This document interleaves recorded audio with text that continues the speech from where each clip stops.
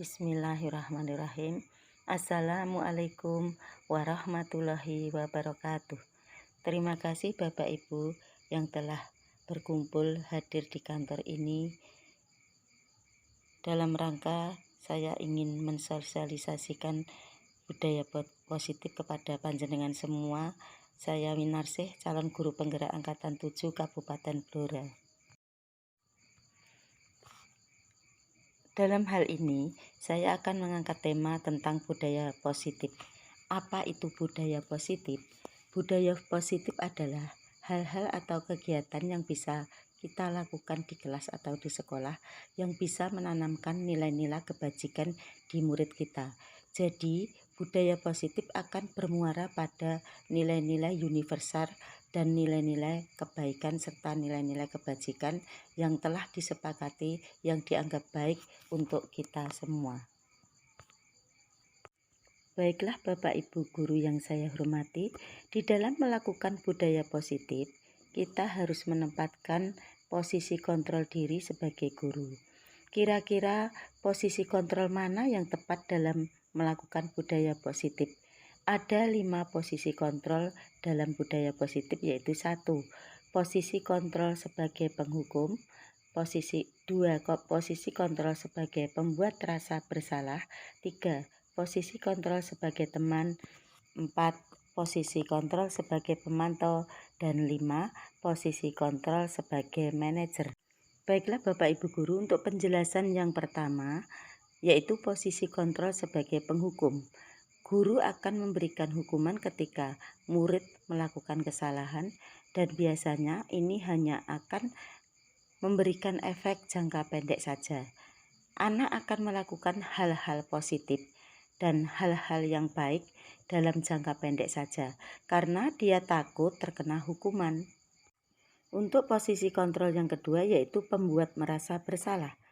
Di sini ketika anak-anak melakukan kesalahan atau permasalahan, guru akan mengucapkan kata-kata yang membuat siswa merasa bersalah. Semisal, ucapan itu adalah, "Kok kamu begitu sih? Ibu bapak kecewa sama kamu." Nah, ucapan tersebut akan membuat anak merasa bersalah. Baiklah Bapak Ibu guru, untuk posisi kontrol yang ketiga yaitu posisi kontrol sebagai teman. Di sini kita sebagai guru memposisikan diri kita sebagai teman kepada murid-murid kita.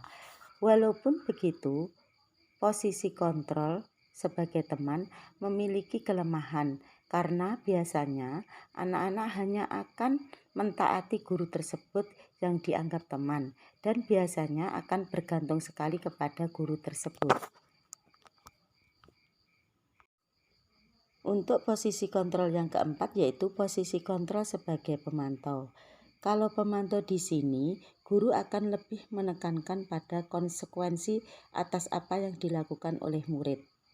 Semisal, kalau anak tidak mengerjakan tugas, maka konsekuensinya mendapat poin atau mendapat jam tambahan pembelajaran. Posisi pemantau cenderung berdasarkan aturan yang berlaku di sekolah. Baiklah Bapak Ibu guru, saya lanjutkan untuk posisi kontrol yang kelima yaitu posisi kontrol manajer.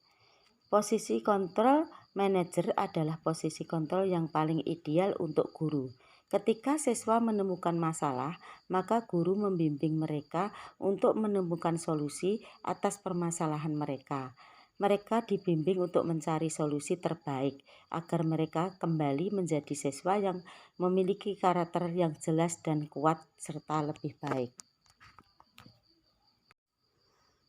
Untuk itu Bapak Ibu, kenapa sih siswa itu membuat permasalahan-permasalahan atau membuat masalah-masalah baru?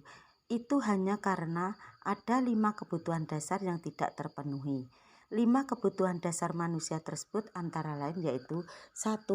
Kebutuhan dasar untuk bertahan hidup. 2. Kebutuhan dasar untuk mendapatkan kasih sayang dan rasa diterima. Ketiga, yaitu kebutuhan dasar penguasaan. Dan keempat, yaitu kebutuhan akan kebebasan. Dan yang kelima adalah kebutuhan akan kesenangan. Muara dari kelima kebutuhan dasar tersebut adalah bertahan hidup. Jadi, biasanya anak melakukan sesuatu untuk mempertahankan diri. Siswa melakukan kesalahan itu juga bisa karena kurangnya kasih sayang dari keluarga dan lain-lain. Contoh, ada anak usil di kelas, ada anak yang caper di kelas ya Bapak Ibu. Bapak Ibu guru, kebutuhan dasar manusia yang kedua yaitu kebutuhan dasar penguasaan. Di sini, apakah ketika siswa itu tidak mengerjakan tugas atau tidak mengerjakan PR, apakah siswa tersebut tidak menguasai materi tersebut, maka guru harus menggunakan cross-check terlebih dahulu. Untuk kebutuhan dasar yang keempat yaitu kebutuhan dasar akan kebebasan. Di sini anak membutuhkan kebebasan sebagai kebutuhannya sehari-hari di sekolah maupun di kelas. Untuk kebutuhan dasar yang kelima yaitu kebutuhan dasar akan kesenangan. Mungkin Bapak Ibu guru di sini pernah melihat anak seperti merasa bosan, tidak termotivasi ketika belajar. Karena itu, kebutuhan kesenangan akan anak tersebut tidak terpenuhi. Di sini kita sebagai guru mempunyai PR yang sangat besar. Bagaimana guru menciptakan suasana pembelajaran yang menyenangkan, kreatif dan inovatif, serta bagaimana guru menciptakan model-model atau metode-metode belajar yang modern. Biasanya ketika kebutuhan dasarnya tidak terpenuhi, maka siswa melakukan permasalahan. Baiklah Bapak Ibu guru yang saya banggakan, idealnya kita sebagai guru harusnya berada di posisi control manager. Oleh karena itu, ketika mengatasi permasalahan siswa, guru menggunakan metode segitiga restitusi. Apakah yang disebut segitiga restitusi itu Bapak Ibu? Segitiga restitusi adalah upaya untuk memperbaiki kesalahan siswa supaya ketika kembali ke kelompoknya, mereka sudah kembali dengan karakter yang lebih bagus dan karakter yang lebih kuat. Baiklah Bapak Ibu guru yang saya banggakan, tahapan segitiga restitusi yaitu antara lain 1. Menstabilkan identitas, yaitu membuat anak tenang terlebih dahulu. Contoh kalimatnya seperti ini, "Gak apa-apa, ibu guru dulu juga pernah salah seperti kamu. Bukan kamu saja yang pernah mengalami salah." Tahapan berikutnya yang kedua yaitu validasi tindakan yang salah. Ada unsur 5 kebutuhan dasar yang tidak terpenuhi. Ketika anak sudah disetabilkan identitasnya, lebih baik kita mencari formasi kenapa siswa melakukan tindakan yang salah. Bapak Ibu guru, tahapan segitiga restitusi yang ketiga yaitu menanyakan keyakinan kelas atau keyakinan sekolah. Di sini dibuat kesepakatan bersama oleh siswa, kemudian ditandatangani, kemudian ditempel di dinding kelas. Perlu Bapak Ibu ketahui, untuk membuat keyakinan kelas kita gunakan kalimat positif. Contoh kalimat positif sebagai berikut. 1. Bersikap sopan. 2. Menghargai teman. Datang tepat waktu. Membersihkan kelas. Selalu bersyukur. Murah hati. Piket tepat waktu. Dan lain sebagainya. Perlu Bapak Ibu ketahui, untuk membuat keyakinan kelas kita gunakan kalimat positif. Contoh kalimat positif sebagai berikut. 1. Bersikap sopan. 2. Menghargai teman. Datang tepat waktu. Membersihkan kelas. Selalu bersyukur. Murah hati. Piket tepat waktu. Dan lain sebagainya. Demikian juga Bapak Ibu guru dalam membuat keyakinan kelas, kita menghindari kalimat-kalimat negatif. Contoh kalimat negatif yaitu jangan membuang sampah sembarangan, jangan terlambat. Pokoknya kalimat yang menggunakan kata jangan itu adalah kalimat negatif. Alur atau tahapan membuat keyakinan kelas. 1. Siswa membuat keyakinan kelas. 2. Siswa menyepakati keyakinan kelas dan menandatangani. 3. Siswa menempel keyakinan kelas di dinding. 4. Siswa menerapkan atau membiasakan keyakinan di kelas atau di sekolah. Bapak Ibu guru yang saya hormati, demikian sosialisasi budaya positif dari saya. Apabila nanti ada yang didiskusikan. Mari kita diskusikan bersama-sama terkait dengan budaya positif. Dari saya cukup sekian, ada kurang lebihnya saya mohon maaf. Wassalamualaikum warahmatullahi wabarakatuh. Baiklah Bapak Ibu guru yang saya banggakan, demikian sosialisasi budaya positif dari saya. Apabila nanti ada yang perlu didiskusikan, mari kita diskusikan bersama-sama terkait budaya positif. Dari saya cukup sekian, bila ada kurang dan lebihnya.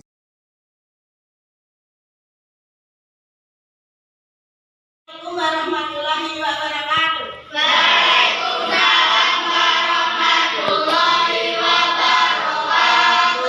Apa kabar anak-anak?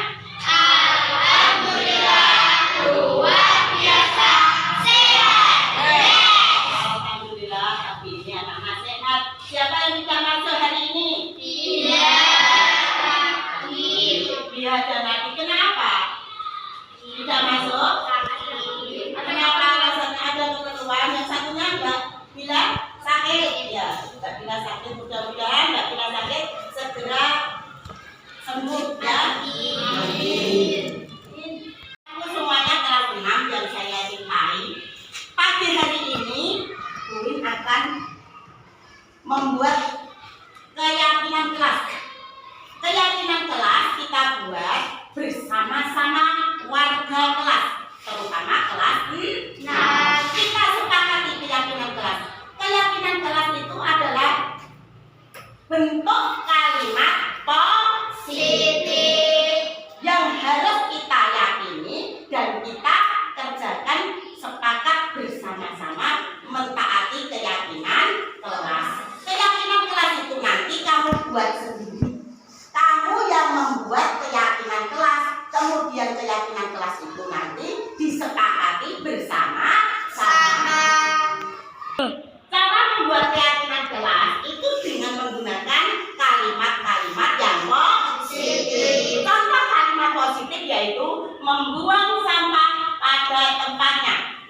Kemudian selain kalimat positif, anak-anak tidak boleh menggunakan kalimat negatif. Contoh kalimat negatif, tidak boleh membuang sampah sembarangan. Itu termasuk kalimat negatif. Dalam pembuatan keyakinan kelas, anak-anak harus menghindari jangan sampai menggunakan kalimat-kalimat negatif. Gunakanlah kalimat-kalimat yang positif. Paham anak-anak? Anak-anak, langkah-langkah membuat keyakinan kelas pertama nanti anak-anak tuliskan di kertas ini. Kemudian setiap anak membuat keyakinan kelas dengan kalimat positif. Kemudian ditempelkan ke kertas kertas manila 1 ya, ditempelkan ke sana. Semua siswa nanti maju menempelkan ini kertas ini hasil pikirannya, kemudian ditempelkan ke sana ke kertas manila ya. Kemudian kita baca bersama-sama, kita sepakati bersama-sama. Baiklah anak-anak, sekarang kita menuliskan keyakinan kelas masing-masing satu anak satu di kertas ini. Ingat, kalau menulis jangan di isolatif tetapi di depan ini. Paham?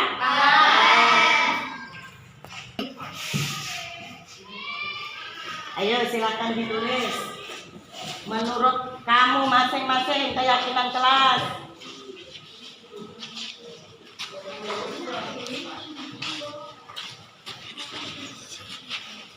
Ayo silakan anak-anak mulai menulis pendapatmu masing-masing.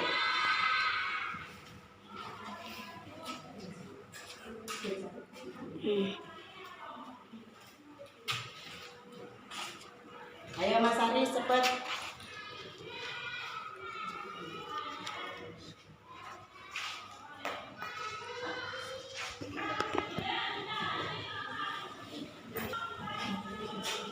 Sudah anak-anak? Sudah. Kita menulis masing-masing keyakinan kelas. Sekarang saatnya maju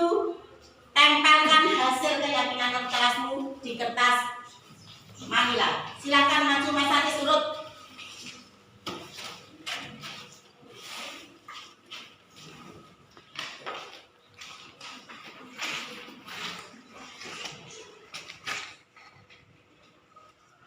Lanjutkan.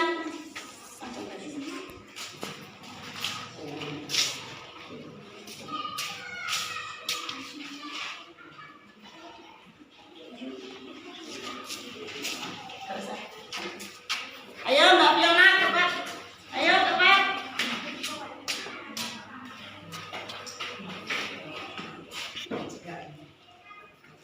Bisa di bawah saja. Di bawah.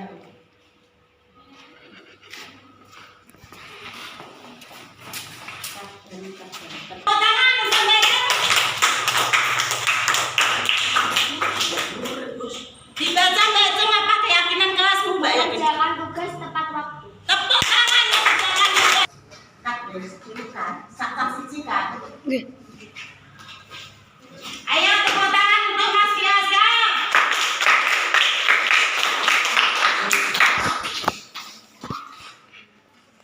Dibaca Mas Vio apa Mas Vio keyakinan?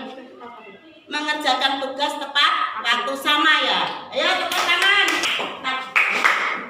Ayo Mas Rafi. Dibaca ya, yang habis menempelkan dibaca ya.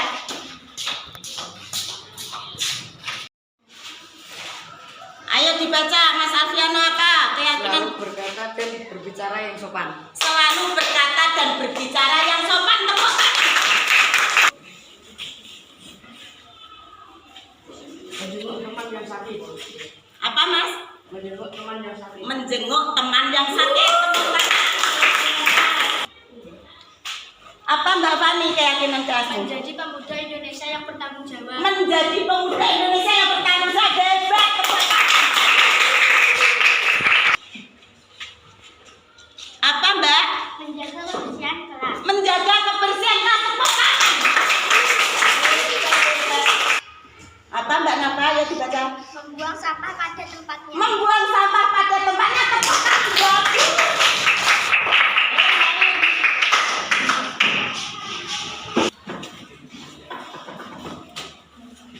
Memperhatikan dengan baik saat guru menjelaskan. Iya, memperhatikan dengan baik saat guru menjelaskan. Tepuk tangan. Hebat.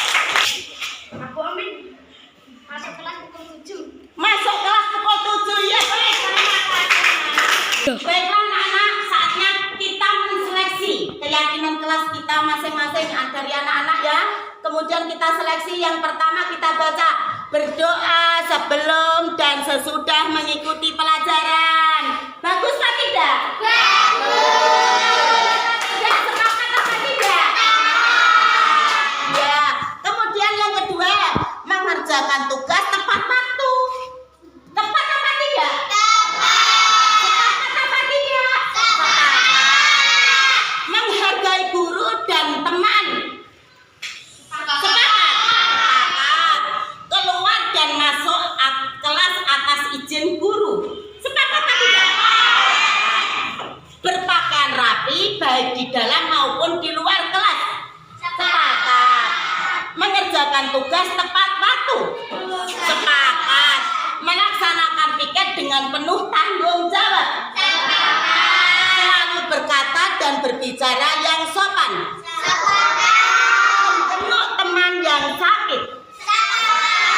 Menjadi pemuda Indonesia yang bertanggung jawab. Menjaga kebersihan kelas. Membuang sampah pada tempatnya. Memperhatikan dengan baik saat guru menjelaskan. Masuk kelas pukul 7.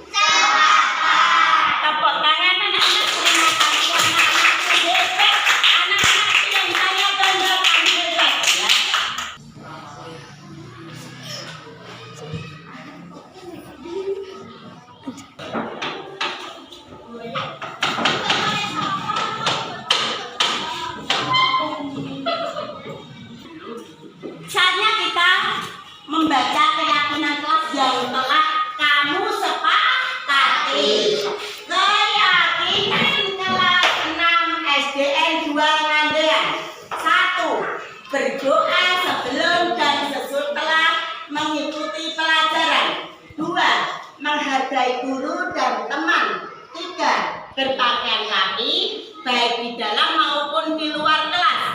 4.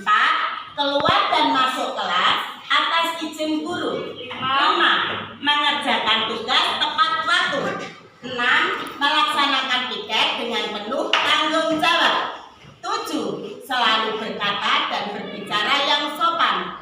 8. Menjenguk teman yang sakit. 9. Menjadi pemuda Indonesia yang bertanggung jawab. 10. Menjaga kebersihan kelas. 11. Membuang sampah pada tempatnya. 12. Memperhatikan dengan baik saat guru menjelaskan. 13. Masuk kelas pukul 07.00. Tepuk tangan anak-anak.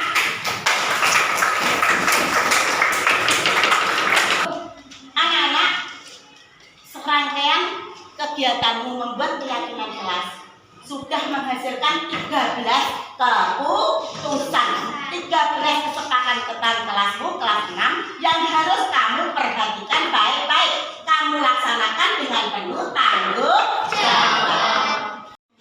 Baiklah anak, tiba saatnya